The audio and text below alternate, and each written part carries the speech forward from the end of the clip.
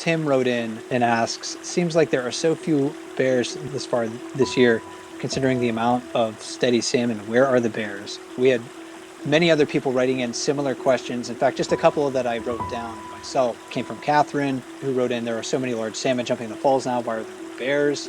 And then Jennifer, it seems like there are a lot of fish jumping at the moment, but very few bears. Is that normal? Where are all of the bears? Where are all of the bears?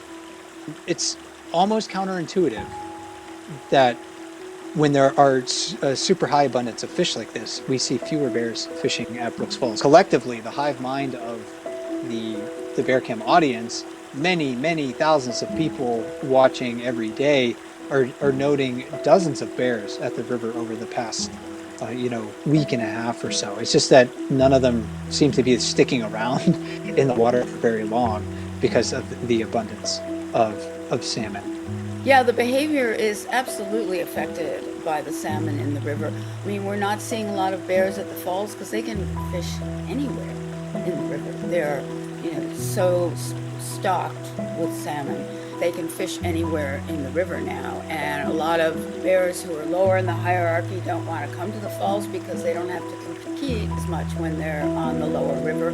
The other thing is they're getting their fill. I bet there are a number of bears who are napping right now. I was told my first year there that it's called a salmon coma.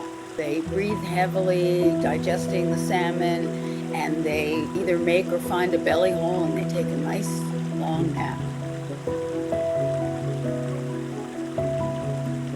And we're seeing more play. I mean, I remember the last time I was there wasn't a lot of play because we were seeing fewer salmon that year. And I think that's true because they get full and they have time to play, and bears do love to play.